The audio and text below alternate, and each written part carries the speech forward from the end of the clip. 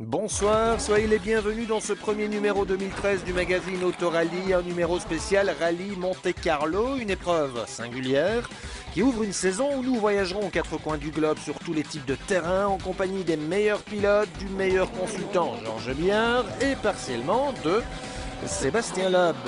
Loeb qui ne disputera pas toute la saison 2013. Le nonuple champion du monde a choisi d'arrêter progressivement sa carrière en rallye pour se tourner vers la compétition sur circuit. En attendant, il tenait absolument à être au départ du 81e rallye Monte-Carlo avec le numéro 1. Il s'est imposé ici à 6 reprises et cette année, la QV 2013 s'annonce particulièrement enneigée comme dans les années 80. Bonsoir Georges Biard. Bonsoir Gérald. Et oui, des conditions qu'on n'a plus vues depuis 20 ans pour ce rallye chargé de neige mais aussi d'exploits. Un magnifique championnat s'offre à nous avec le retour du rallye d'Australie. En septembre. Exactement. L'Aube qui ne fera lui que le Monte-Carlo, la Suède, l'Argentine et la France va ouvrir la porte à Hirvonen sans doute. Espérons-le en tout cas pour lui, lui qui est chasseur de titres de vice-champion jusqu'à présent uniquement. Et qui va remplacer Loeb, Georges, chez Citroën, puisqu'il ne dispute que 4 rallyes? Hirvonen devrait prendre ce rôle de premier pilote. Sordo est là en remplacement et viendra remplacer Loeb lorsque celui-ci sera en préparation de ses épreuves au circuit bien sûr et de son championnat de l'an prochain. Il va rouler dans quel championnat? Un championnat, pour le moment, il va principalement disputer des épreuves GT, figurez-vous. Avec une McLaren. Avec une McLaren, oui, tout à fait. Mais il a déjà un programme bien chargé. L'autre grande nouveauté, Georges, c'est le retour d'un grand constructeur, Volkswagen, qui a engagé Ogier et Latvala. 2 pilotes super rapides. On est prudent chez VW, même dans les pronostics, je veux dire. Même si on a mis les gros moyens, on est venu clairement pour s'imposer quand même. Mais on est conscient du fait qu'on manque de compétition avec cette voiture. Chez Ford, on n'appelle plus les Fiesta des Ford, d'un point de vue officiel. C'est le Qatar qui est venu en aide. Eusberg devient le leader de l'équipe M-Sport. Et c'est l'arrivée également de Thierry Neuville. Ouais, on mise sur la jeunesse avec Eusberg, Novikov et Neuville. Alors ici, on est dans le shakedown, le déverminage. Ici au Monte-Carlo, il ne compte pas pour l'ordre de départ. On ne prend pas les chronos de manière officielle. Absolument, et ce n'est pas une épreuve très représentative. C'est 3 km 6, on n'est pas vraiment dans les routes de montagne. Mais par contre, la neige est présente et c'est une belle occasion de se mettre en condition. Et regardez qui est là avec la Ford. Première image, Thierry Neuville et son copilote Nicolas Gilsoul. Ils vont signer le meilleur temps, s'il vous plaît. Ah, ça c'est bon ça. Bon, ils sont conscients que ça ne signifie qu'une belle acclimatation à la voiture dans ces conditions, des conditions très changeantes tout au fil du shakedown, mais c'est quand même pas mal joué, c'était un beau retour. Oui, c'est une belle entrée en matière aussi dans l'équipe M-Sport. Thierry qui a fait pas mal de tests avec cette Fiesta WRC et qui manifestement semble bien lui convenir. Avec à gauche, Nicolas Gilsoul, l'équipier, n'oublions jamais les équipiers, à droite Wilson de Boss. On mise donc vraiment sur la jeunesse, les recos sont bien passés, quelques spéciales sont très enneigées, d'autres plus claires, mais il faut le dire, il y a beaucoup plus de neige que d'habitude sur ce rallye de Monte-Carlo, ça va être difficile. Et en plus, Georges, on part pour 2 spéciales de plus de 30 km. Le Moulinon en trek, 37 km, Burzet-Saint-Martial, 30 km, dans des conditions comme ceci. Et Neuville s'en sort super bien. Très très bien, même 7e temps, 5e temps, c'est plus vite que Eusberg, plus vite que Novikov, il est devant Hirvonen. Thierry, un mot sur ce début de rallye, c'est quand même pas mal pour une découverte. Ouais, c'est pas mal, on découvre toujours la voiture, voilà, on a été très prudent dans la première, dans la deuxième, les conditions très délicates, mais au moins c'était un peu partout pareil, donc on a un peu compris comment ça marchait et au fur et à mesure dans la spéciale, on a amélioré un petit peu. Mais voilà, jusque-là, pas pris de risque, juste rouler et être sûr d'être au bout de la spéciale. Et c'est Sébastien Loeb qui s'était lancé à 9h du matin en première position avec ce Citroën DS3 sur les spéciales de ce Monte-Carlo. On est parti sur du sec et ensuite on s'est retrouvé sur la neige. Il est battu dans le Moulignon, la première spéciale, mais il va frapper fort dans Burzet et reprendre la tête Ce monsieur est décidément le dominateur du rallye de Monte-Carlo. Là, on était avec Hirvonen qui pointe seulement en 6e position. Voici la Volkswagen avec Latvala qui, lui, est seulement 9e à 1 minute 25, Georges. Il n'est pas à l'aise, il a même pris des pénalités routières en essayant de régler sa voiture, il n'y arrive pas. Ogier, lui, il attaque, il met du gaz, ça première c'est clair. spéciale, meilleur temps. Meilleur avec la temps. Volkswagen Polo, c'est bien parti pour une toute nouvelle saison avec ce nouveau constructeur. Il reste beaucoup de kilomètres et on nous annonce la neige pour la fin de rallye. Donc s'il neige dans le Turini et qu'il y en a beaucoup, ça peut être très pénalisant d'être devant et au plus on va partir loin, au plus on va être avantagé. Donc on va pas attaquer à fond pour essayer d'avoir 3 minutes, hein, mais on va essayer d'en prendre encore un peu si on peut. Ça calcule déjà, et Loeb est en tête après 2 spéciales avec 6 secondes 7 d'avance sur la Volkswagen Polo de Sébastien Ogier. Neuville, lui, va signer dans la 3e spéciale le 6e temps chrono, et puis, badaboum, Georges, la voiture revient sur la remorque. Dans le 2e passage du Burzet, il a suivi les rails, hein, dont en fait la neige avait légèrement disparu, il y avait 2 rails, il a pris un peu trop de cordes, malheureusement, trop de cordes, et a abîmé un pivot de direction. Ouais, c'est dans ce virage-là une photo qu'il retrouve sur Internet. On est rentré dans une corde, je dirais comme tout le monde, on a suivi les traces, mais j'étais peut-être 5 cm en plus à la corde que les autres, et j'ai dû toucher une pierre. J'ai senti un impact en tout cas, mais j'ai pu continuer ma course jusqu'à ce qu'à un moment, après quelques cordes en plus, j'ai senti qu'il y avait un problème. Et puis peu après, il y a une pièce qui nous a lâché et qui était fissurée après avoir eu un impact. Il roulait bien jusque-là, il faisait un bon rallye jusque-là, mais c'est sûr que c'est un peu court, 3 spéciales et demi. Bon, c'est la course. C'est un garçon qui est trop confiant. Mais je ne sais pas s'il est trop confiant parce qu'il partait vraiment avec l'idée de finir le rallye et d'être sérieux et de faire attention, quoi. Mais je crois qu'il a un petit peu l'attitude à la Yarimati et tenté par les coupes. Et les coupes, il y a des pilotes comme ça qui sont toujours tentés par les coupes, qui croient que ça va plus vite. Et pour moi, les coupes, c'est toujours les roulettes russes. Et ça, c'est encore une roulette russe. C'est des endroits où on peut gagner 10 millisecondes et on peut perdre la roue. Donc pour moi, ça vaut jamais trop la peine de les jouer, ces roulettes russes-là, mais bon. Je dirais que ouais, c'est sûr qu'on va souvent dans les cordes, mais quelque part c'est une habitude belge qu'on a pris, mais on a déjà fortement diminué. Ça prouve aussi que voilà, on a rarement des crevaisons. Je ne me rappelle plus d'avoir changé une roue en course, mais voilà, aujourd'hui les pneus aussi ils sont tellement durs que c'est plus le pneu qui crève, c'est une pièce de suspension qui casse. Donc voilà, il va falloir encore travailler là-dessus, c'est sûr.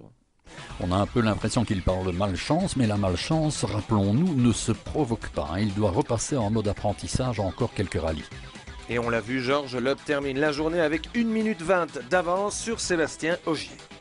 J'ai attaqué à bloc toute la journée et c'est vrai que cet après-midi ça a bien payé. On a fait une grosse différence dans les 2 spéciales même. Donc ouais, c'est sûr que ça nous donne une petite avance, enfin même une bonne avance pour une journée plus d'1 minute. Donc c'est top. Maintenant, faut se dire qu'il reste quand même 3 jours piégeux et que c'est loin d'être fini. Jeudi matin, on scrute le choix pneumatique chez Citroën et Volkswagen et Ford. Tout à fait. Il faut savoir que le nombre de pneus est limité. Il y a un nombre maximum. Et en ce qui concerne les pneus neige, on a un maximum de 30 pneus. Ce sont des pneus neige comme ceux qu'on met sur nos véhicules de série ?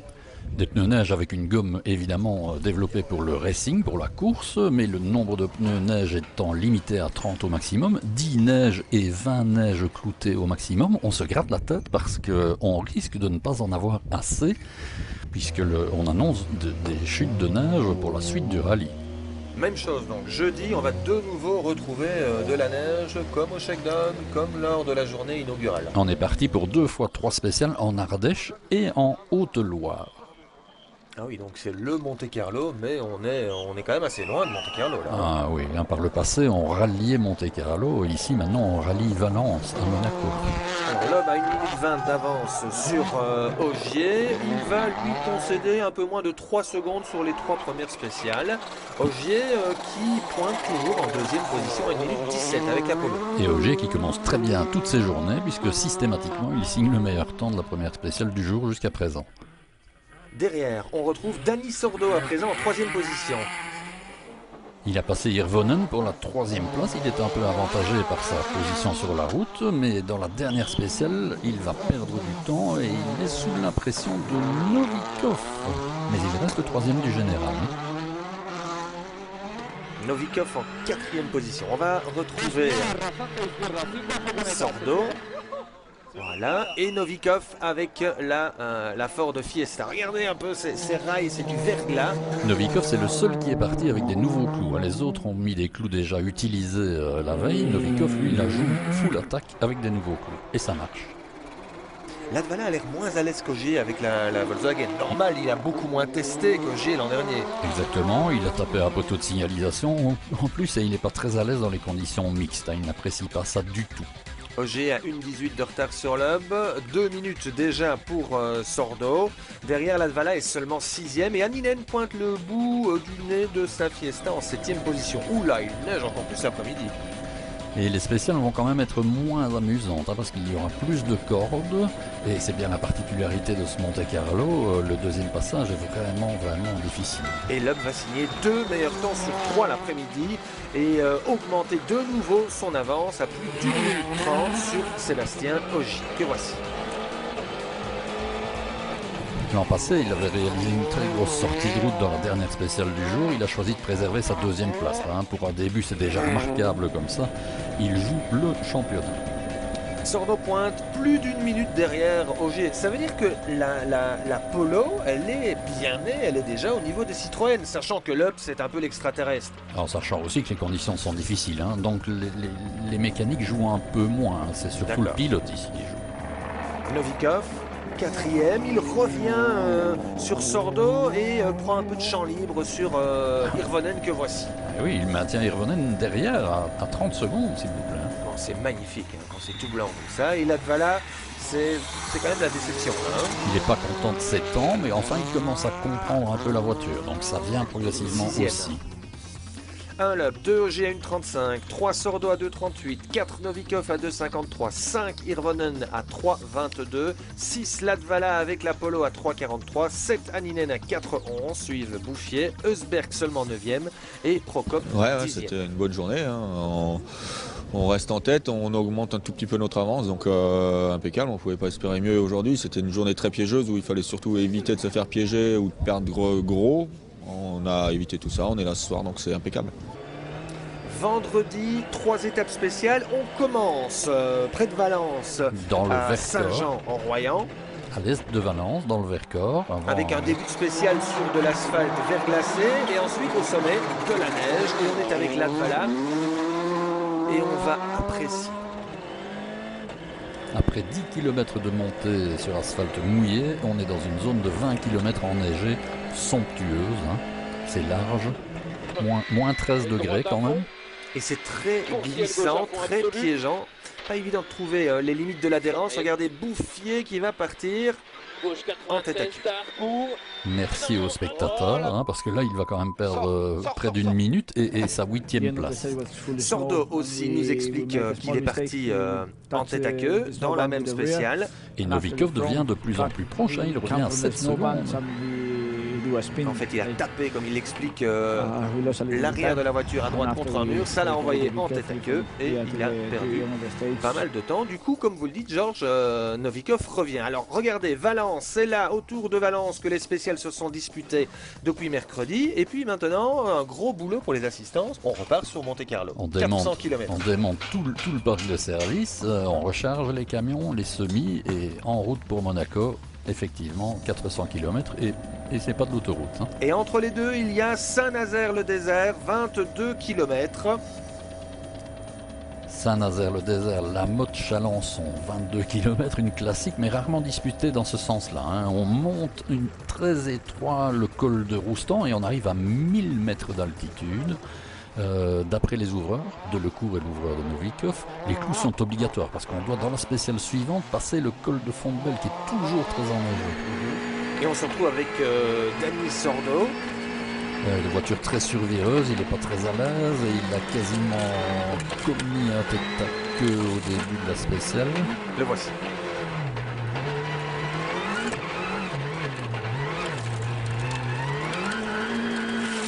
On le voit, c'est à l'accélération, la voiture est vraiment terriblement survireuse. 9e temps, il perd la 3e place dans cette mauvaise manœuvre. Du coup, c'est Novikov qui prend la 3e place, le jeune russe. 2e temps. En fait, il va maintenant mettre 2 pneus neige à l'avant pour la spéciale suivante, garder ses clous à l'arrière. Donc vous voyez comment jouent les pilotes. On mixte, on mélange les pneus, on essaie de s'en sortir au maximum. Rosberg, le 4e du championnat du monde l'an dernier. Peut-être le jeune qui monte. Ici, il va signer le meilleur temps. C'est son premier scratch pour son premier Monte-Carlo. C'est pas mal du tout dans une spéciale comme celle-là. Saint-Nazaire, le désert, ça vous donne une petite idée de la solitude du pilote en spécial.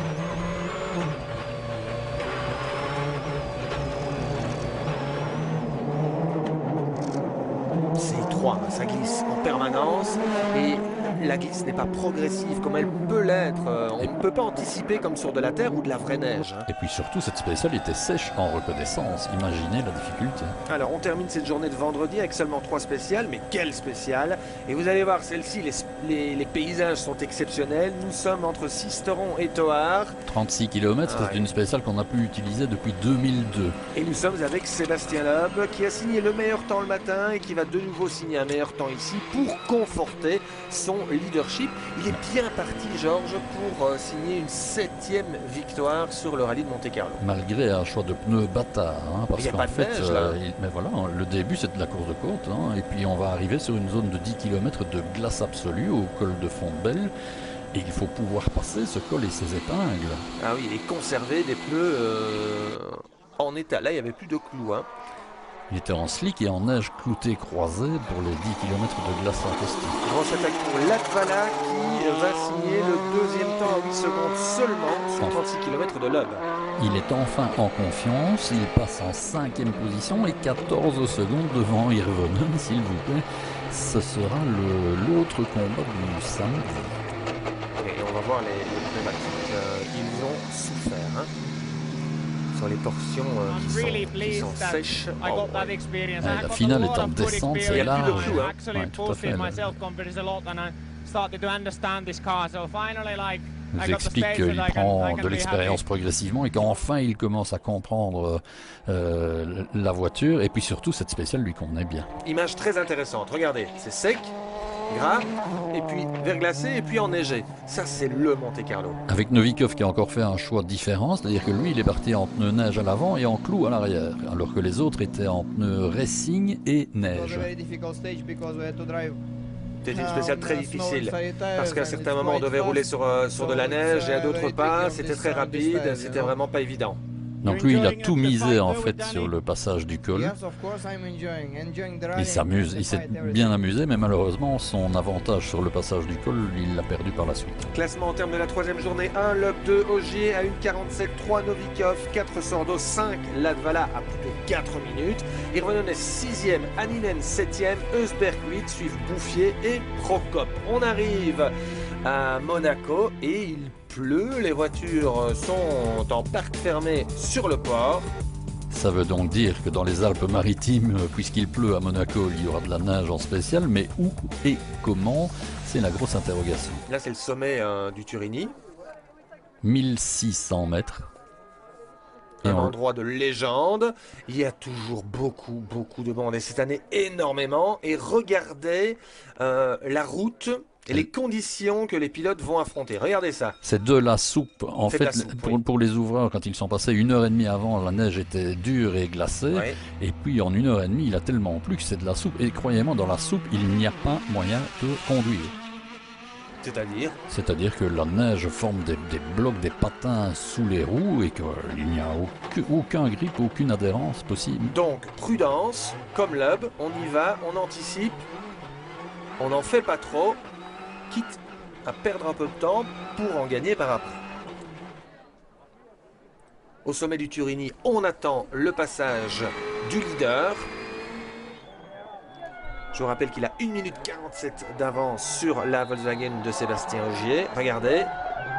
Voilà, ça roule à 50 à l'heure, hein, même pas. Il y a un grand danger d'aquaplaning, enfin, Ah ouais, si on peut parler d'aquaplaning, Oui. mais c'est clair. de que partir en luge. c'est inconnu. Et là, on est parti pour la descente du Turini.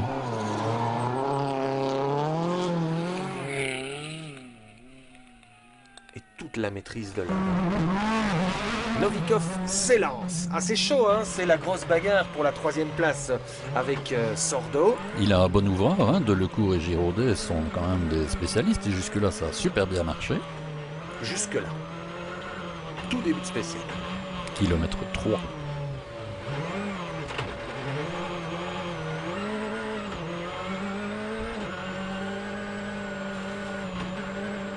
Trop vite, trop vite. Aïe, aïe, aïe, aïe, aïe. Il tape. Et il y avait des murs. Et on l'a vu, hein, c'était quasiment en ligne droite. Légère courbe. en Voici tout la cas. Dvala. Quasiment au même endroit. Aïe. Ouf, Georges. Grosse sortie, là. Hein. Regardez ça. 2e abandon. Et regardez, Hirvonen arrive sur les lieux de l'accident de la Dvala. On est rassuré, hein. Pilote Ouais, et ils copilote sont sont indemnes. indemnes. Mais ils ont perdu leur 5e place et beaucoup de points Et Hirvonen nous constructeurs. dit c'est incroyable. Ça n'a jamais été aussi difficile. Je n'avais jamais d'adhérence. Vous ne pouvez rien faire et attendre que le grip revienne. On ne sait rien contrôler. Ceci dit, Hirvonen se retrouve 4e lui maintenant. Et Anninen pourrait en profiter pour signer un bon résultat pour son premier rallye avec la Ford WRC. Le voici, il est pas mal. Anninen, il est 7e au classement. Il est dans la descente, donc Et donc il le voici s'approche. 5e. Il s'approche de l'arrivée, mais 5 km avant l'arrivée, malheureusement, ça va moins bien se passer. Regardez. Ah, elle part, elle part, elle part. Ah, et il tape le début du muret, hein, ce qui va arracher sa roue. Hein. Et c'est Bouffier qui va signer, Brian Bouffier, le meilleur temps avec sa Citroën DS3 privée. En profitant évidemment des meilleures conditions, hein. La neige s'est transformée en eau sur la plupart du parc. Loeb est en tête devant Ogier, Sordo qui vient de signer le meilleur temps dans la 15e spéciale. Hirvonen est à présent 4e, Eusberg 5e, profitant des retraits notamment de Novikov et ici de Anninen ainsi que celui de Latval. Voilà, on s'élance de nuit dans le Moulinet, à nouveau, spécial 16 avec Sébastien Loeb. Dans ces conditions-là, c'est pas agréable de rouler, Georges. Non, mais il va signer le meilleur temps à nouveau. On attend que ça se termine, on reste concentré et on se dit que voilà, on pourrait tout perdre. Et regardez Eusberg. pour Eusberg, Il c'est vient la de taper, non, c'est rien catastrophe. du tout, Georges.